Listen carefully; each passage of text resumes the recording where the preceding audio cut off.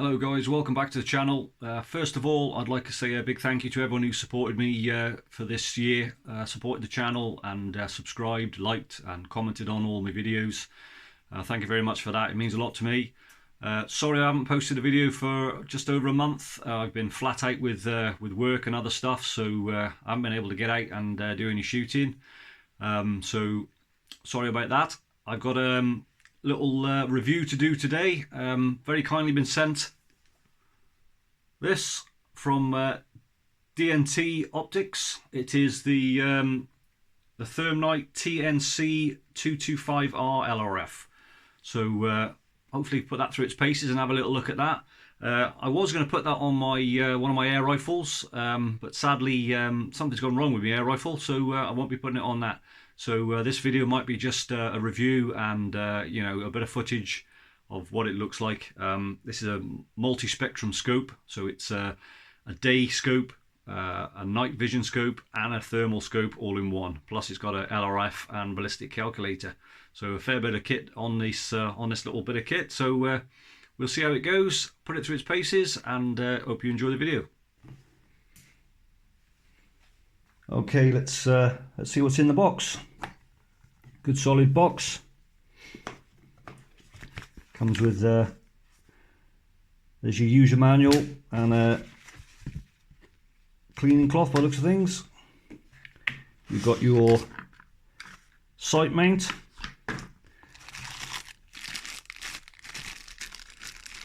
A data cable, a little eye cup for the rear of the scope, and the scope itself. Oh, it's well packed. Bit hard to get out of there, that is. So there you go, the ThermNight. Quite a nice, well-built scope by the looks of it. Quite a little bit, good bit of weight to that, but even for the size of it. I don't know what it weighs, but it certainly got a bit of weight to it for the size of the scope. That's one thing straight away I'm not too impressed with, is the rubber cup. They're a bit of a. I'd like to see these scopes with the magnetic cups when you click them back and they stay there. These are a bit of a pain in the ass in the wind. You know, if it's flapping around all over the place. Don't particularly like them, but that's what we got to work with at the moment.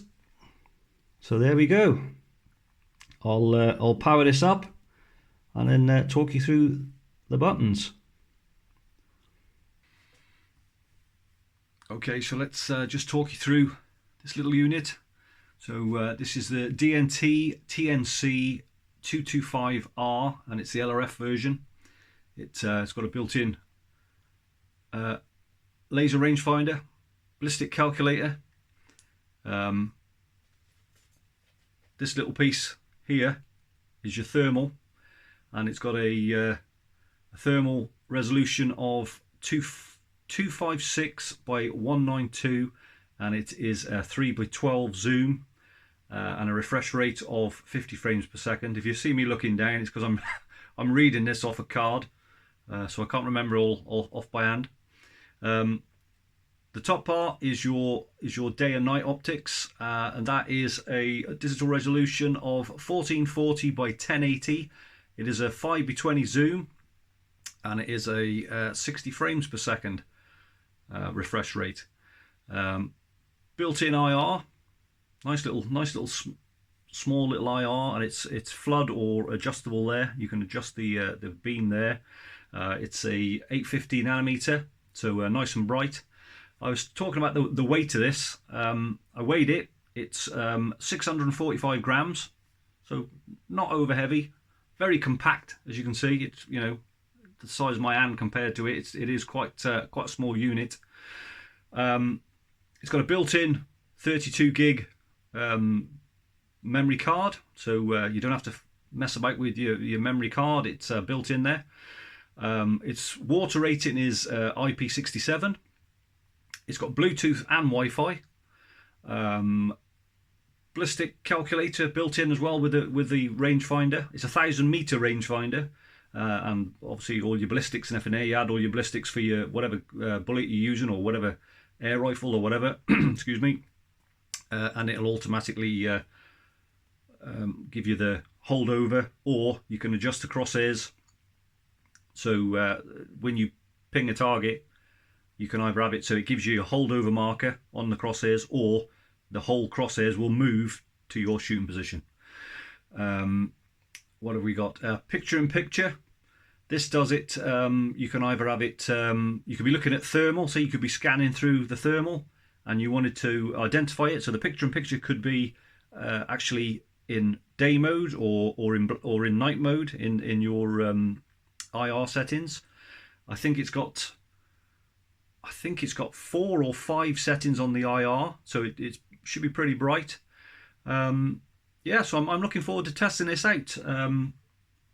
So I'll give you my pros and cons at the end of it. So far, the only little snag I can find, to be honest, is this flappy eye cover, but it does come off. You can literally just pull that off if you want to pull that off and then get rid of it. So I'll probably be doing that. Otherwise, that's going to be the weather we got here at the moment. Is windy and wet, seem to be all the time, so that'll be flapping around all over the place. So I'll be getting rid of that. Buttons on the back. You got these 2 buttons here. That one there is for your rangefinder and your ballistics. One quick press of that and it gives you your range. It's very quick as well. I think it goes down to 4 meters and then up to 1,000 meters. Haven't tested that yet, but that's what I've heard so far. This is your button to flick through between day and thermal, or night vision and thermal if you wanted it on night vision. And then your buttons at the top. Obviously, long press on the power button. Takes about 5 or 6 seconds to boot up. Not the quickest, but it gets there. And then you'll have a little blue button appear once it's switched on.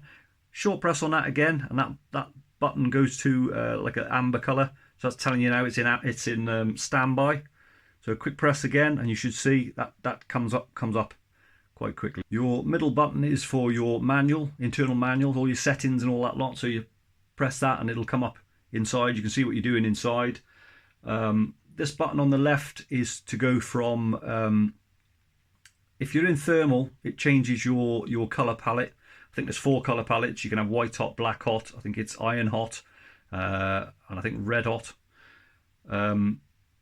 This one over here does your picture in picture. Also, it does the brightness of your screen as you're looking through. So if it's a bit dull or whatever, you quick press on that and it'll increase. So you can go up to five brightnesses.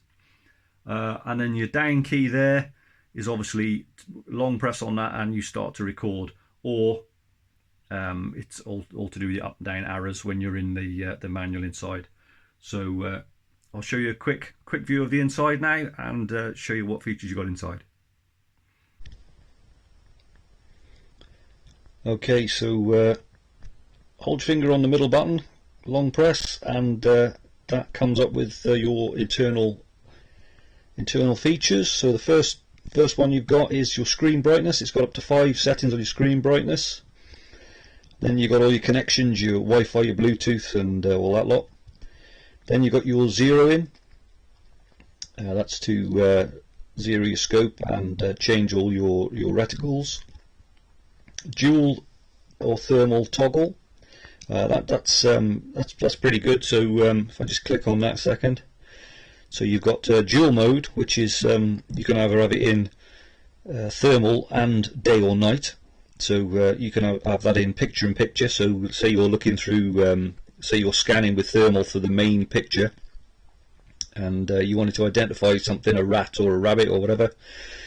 In your picture in picture could be on night mode, so you know, you can identify it that way, or even if you're out in the woods in the daytime shooting squirrels or whatever, and you can see a thermal in the tree, but you want to make sure it's a squirrel on your picture-in-picture, you can have it in day mode, so you'll be able to identify it as a squirrel. So that's quite a neat little thing. So we'll get out of there for a second. Next one down is your ballistic calculator. So I'll just click on that. You've got your ballistic calculator and your data settings and aiming method. So your aiming method was what I was talking about before. You can either have it, I'll just go into that, hang on, go down, click on that. So you can either have it, so your crosshair shows a holdover, or it dials in, so moves the crosshairs to your impact point. So that's quite a neat feature. Just get out of there and go down. Next one, your natural mode. That's all. I think that's all to do with your color palettes and everything, how it looks, either natural or enhance the picture, you know, color wise or whatever. But I've left that as it is. Next one down, we have thermal image settings. So I'll click on that. You've got all your palettes and your colors and sharpnesses, hotspot tracking. The hotspot tracking, I'm not a big fan of that, to be honest. That's when you get, if you're scanning somewhere and you know, you've got a bit of a bank or something, and it's all covered in grass and brambles or something, and you're trying to see rats through it, you get like little red spots, and every time the sensor sees a heat source, it flashes up a little red spot.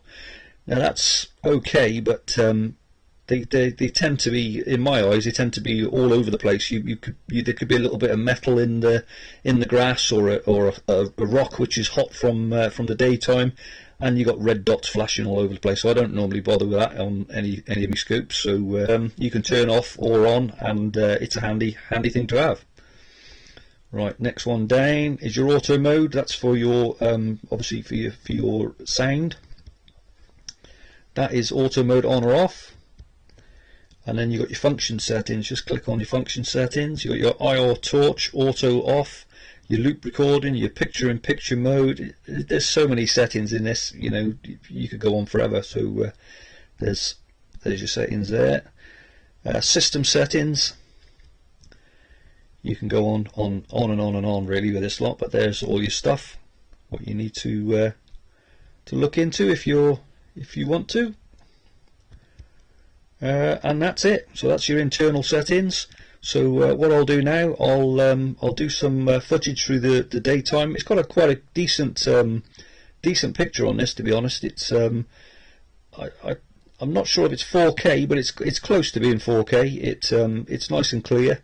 So yeah, I'll do some daytime footage. I'll do some evening footage, because it has got quite a low resolution sensor in this, so it will pick up low resolution. So real you know, if it's a real twilighty and it's you can't really see very well with a normal scope, this will pick up, you know, pretty well before turning it to night mode. And so we'll test that out, and we'll test it out in the evening as well. Like I said at the start, I was going to put this on the air rifle and do a bit of ratting with it, but I've got a problem with the air rifle at the moment, so I won't be doing that. All my other rifles they've got dedicated scopes on at the moment, so I won't be putting it on one of them. But what I'll do a handheld video, and I'll sneak in on some rats and rabbits and maybe even some deer, and try and do some footage that way. So stay tuned for that.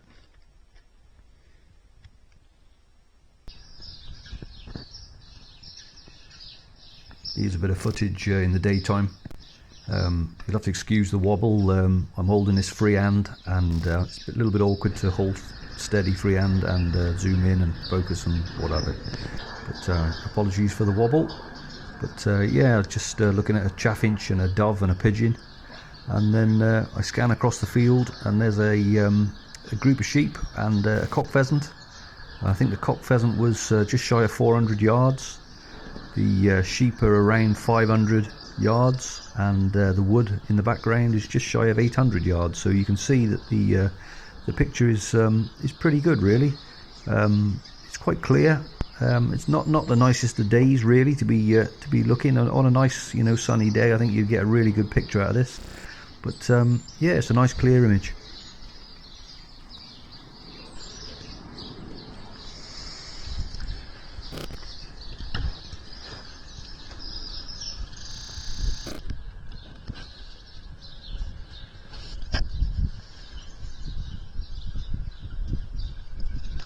Okay, if you keep watching the top center of the screen, you'll see the rangefinder distance. Again, apologies for the wobble. All over the place at the minute. I'm trying to focus it and zoom it in, so I'm wobbling everywhere. But yeah, if you look at the top of the screen, you'll see the distance that pheasant is, and the sheep are, and the wood in the background.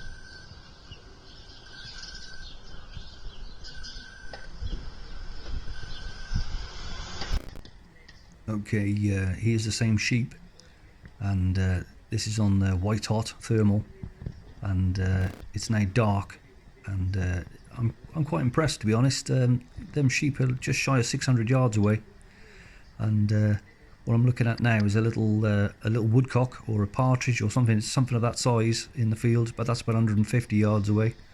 But I range them sheep in a minute, and they're just shy of 600 yards.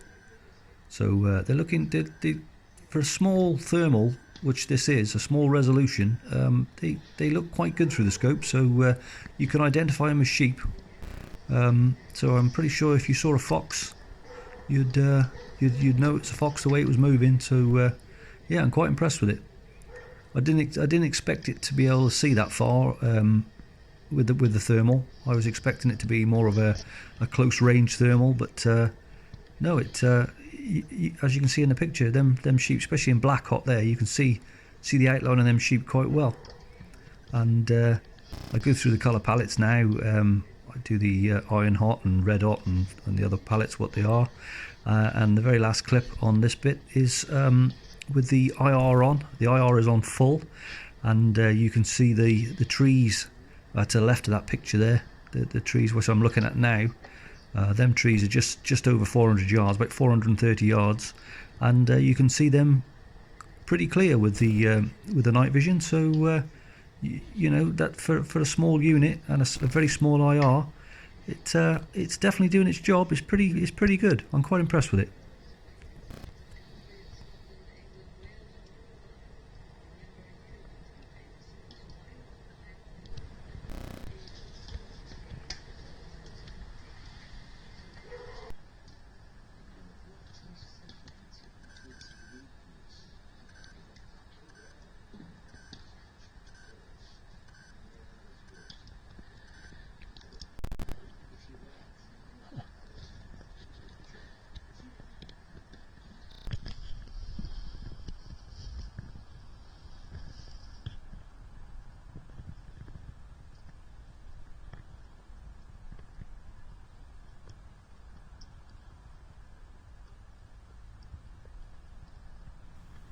Okay, I'm out on one of my local permissions, and here's a few images of this is a big rat I'm looking at, and there's a few rabbits out and plenty of deer. So I do a few different colour palettes and that of the rats, rabbits and deer, just so you can see the ThermNight, how it looks.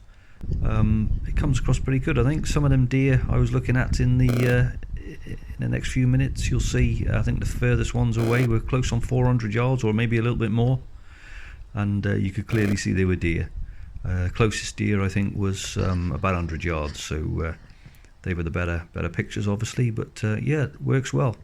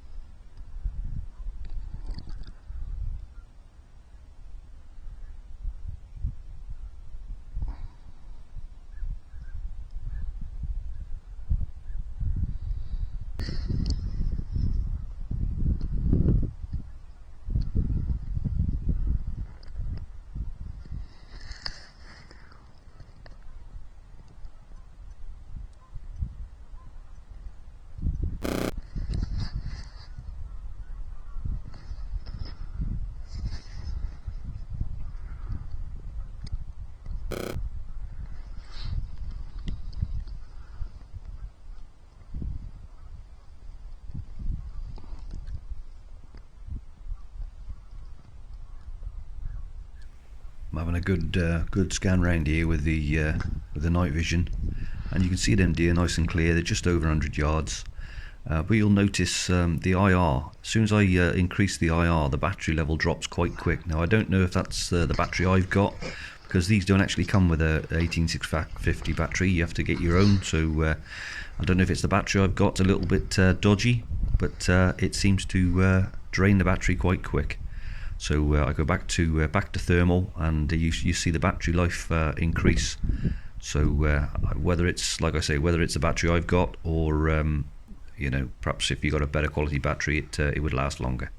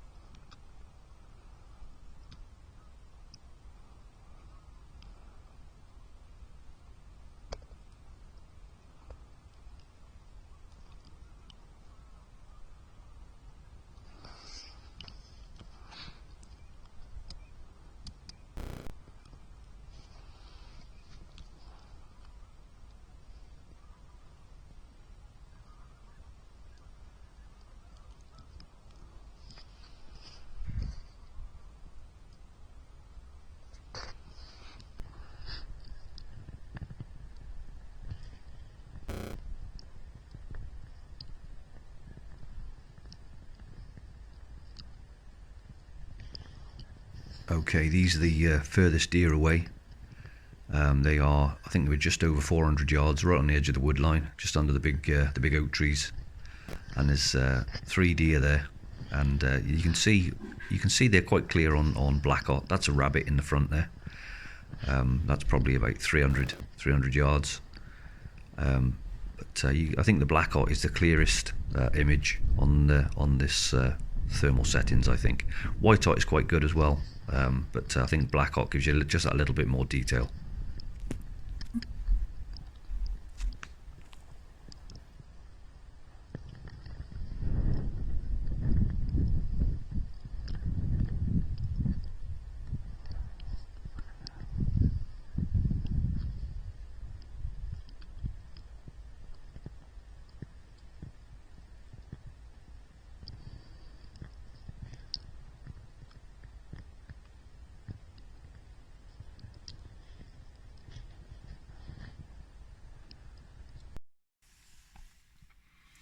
Well, that's it for this video. I've enjoyed using the ThermNight. It's a good little scope, cracking little scope to be honest.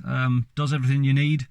I think it would be superb on a rimfire or a FAC air rifle or something along them caliber, and even something like a 223 probably for foxing.